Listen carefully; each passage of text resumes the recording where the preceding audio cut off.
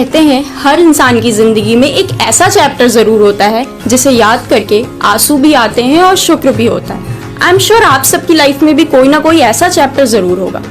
तो मेरा वो चैप्टर शुरू हुआ जब मुझे पीजी छोड़कर एक फ्लैट में शिफ्ट होना पड़ा।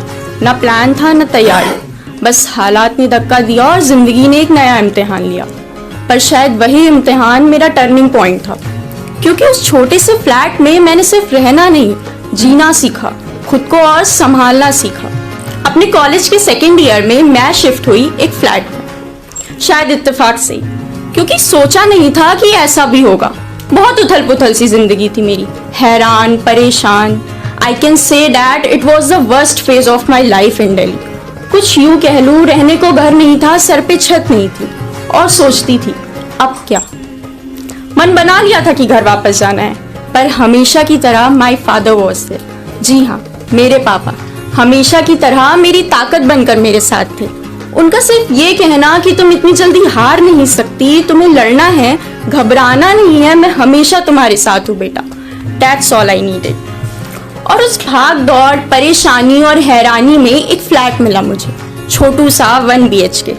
बेशक फ्लैट छोटा है, पर उसने सिखाया बहुत कुछ है। खाना बनाने से लेकर अकेले खाने तक, कमरे को सजाने से लेकर अकेले सोने तक, अकेले रहना, अकेले लड़ना, अकेले संभालना, सब कुछ तभी सीखा।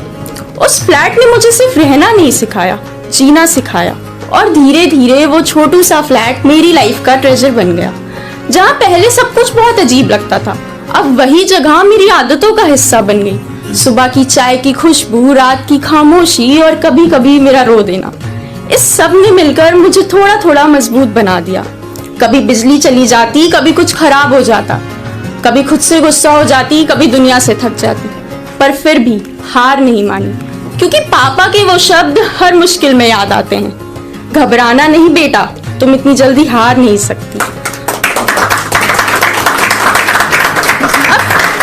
अब जब भी उस समय को याद करती हूँ तो लगता है जैसे वो कह रहा हो, देखा तुम कर गई।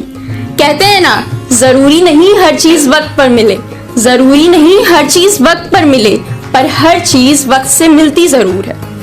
वो छोटा सा 1 BHK सिर्फ मकान नहीं, मेरी पहली जीत था, मेरी पहली कहानी और मेरी पहली जगह जहां मैंने खुद को अकेले संभालना सीखा।